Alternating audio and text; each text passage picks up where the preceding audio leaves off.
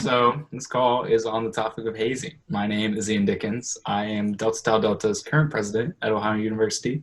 My pronouns are he and his. My name is Olivia Toddy. I am a member of Alpha Kappa Alpha Sorority Incorporated, and I hold the secretary position. I'm Nick Person. My pronouns are he and his, and I am a member of Phi Delta Theta. My name is Maggie Old. My pronouns are her and hers, she, hers, and I'm president of Delta Zeta. Hello everyone, my name is Molly. I'm president of Alpha Omicron Pi, and I'm also a member of Better Bystanders.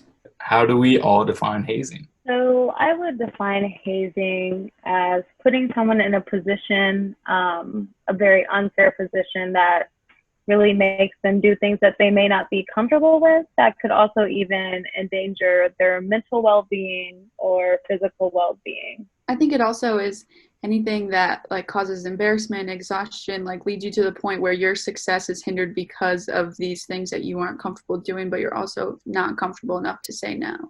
And when it comes to hazing, a lot of members don't really recognize that they are being hazed because it's just what everybody else did before them, and it's the tradition, so they say. So they're going to, of course, do those things, and they're not going to see them as hazing because they see it as doing something that everybody else did, so it's okay. Within Greek life, especially within white, male, heteronormative fraternities, new members wanting to join the organization have been socialized into anticipating the role of hazing to join the organization. And I think that's where the hesitations bystanders have in those scenarios. They don't want to seem weak and standing up for themselves when it's them being hazed, or they don't want to risk their membership or risk their safety even. And I think even as a bystander that's not in that chapter, I think you worry about your reputation, you worry about being shut down for the line, it's how it's always been this way, it's always been done this way. So I think standing up for people are hesitant about standing up for themselves because it's how it's always been, and they don't want to be the person who's weak to make that change when it's really not weak. You're just standing up for yourself.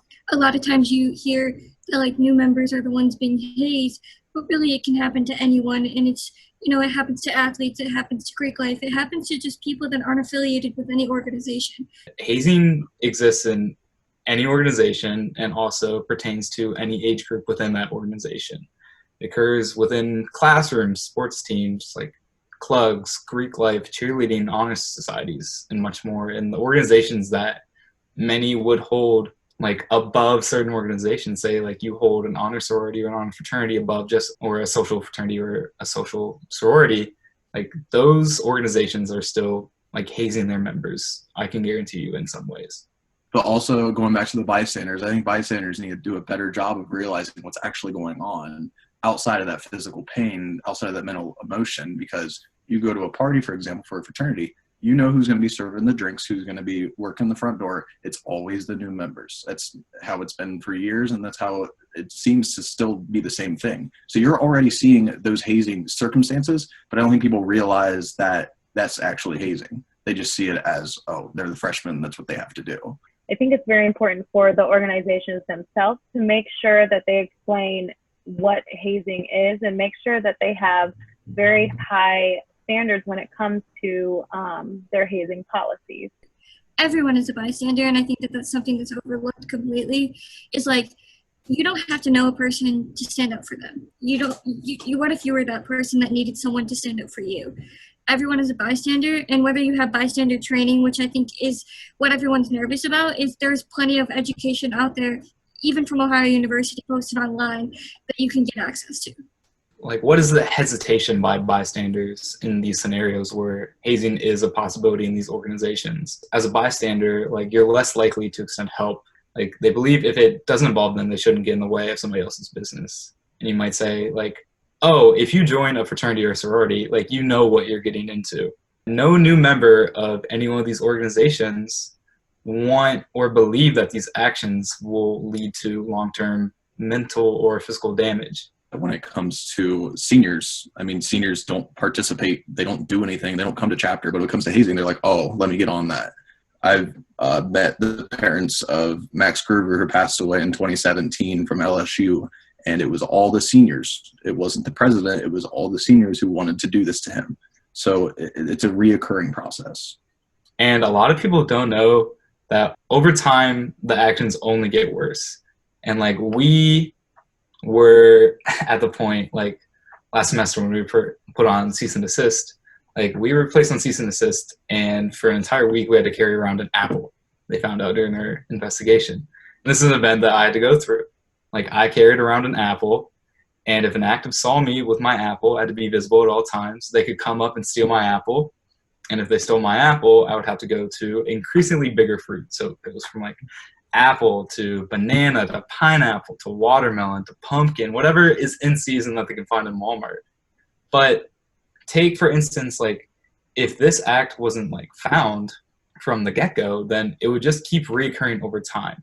And Miami U adults were just kicked off of campus because they paddled members in basements with hollowed out paddles. That's physical beating. And people don't understand that as a survivor of hazing and survivors who suffered from past events are going to be placed in the role of the abuser at some point during their membership. And rather than like showing mercy to these new members, like they use this time as payback for everything that they've experienced within the past. So like organizations that experience like no bystander intervention or no investigations or advocacy are the organizations that have headlines of papers reading organizations sued after hazing death of a new member. And if no one's really there to question the actions of your organization, then also who's there to put a stop to worsening conditions at the end of the day? I think it's important to kind of take a step back, maybe even before you go out or do whatever you're about to do, and really just think, okay, tonight maybe I need to be more vigilant. Maybe I really need to look around and what are my surroundings? What are people going through? Because a lot of times people don't do that. And I feel like if people were more aware of their surroundings, just being more vigilant, you know, not only for other people's safety, but for their safety as well, a lot more incidents could be prevented. I think something to say to new member educators is don't look at the position as something of power. Look at it as something as like a teacher, and like you're growing your team. I was the educator for Phi Delta Theta in the spring, and I always like would text the guy to make sure like, hey, did you get home safe? Are you okay? How's it going? How are your grades? We went out together. Like I think too many people get that power and then they just disperse it to other members, especially seniors, and be like, take care of this. Like, hey, I'll be gone this weekend. Do whatever you want. Personally, I'm someone that like I don't go out that often, and when I do, I'm always back at the house, and I have girls that come home, and they'll talk about their nights. And you know, the best thing to do is that next day sit down with them and make them realize that some of the choices that either they made or they kind of were forcefully told to make. Start the conversation with them and be like, hey, I don't really think that this person that you hang out with is probably the best for you, and here's why I think that. You know, you come home 3 nights this week and I'm really worried about you. And just be that observer, be that outside person, and know that you can start that conversation, whether you participate in it or not.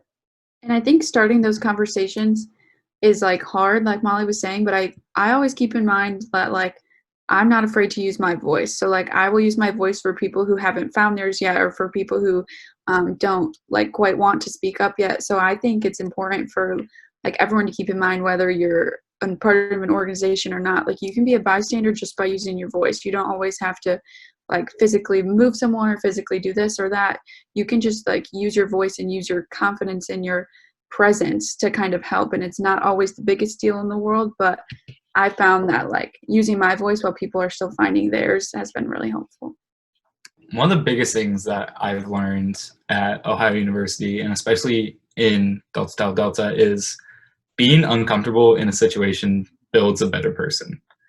And like you can either be comfortable and stagnate or complacent, which in turn like builds ignorance, or you can just stretch yourself beyond that belief and become uncomfortable and just grow overall as a person. It's easier said than done, but at the end of the day, you know yourself, you know the values that you uphold, you know what you want to participate in and what you don't. And of course, college is a learning experience and you learn as you go. But the biggest advice would be to stick up for what you believe in, hold your position on what you do want to participate and what you don't, And at the end of the day, you'll be very proud of yourself because you can say you stayed true to yourself and your values and what you wanted to do, and you didn't allow yourself to be swayed by anyone else's opinion.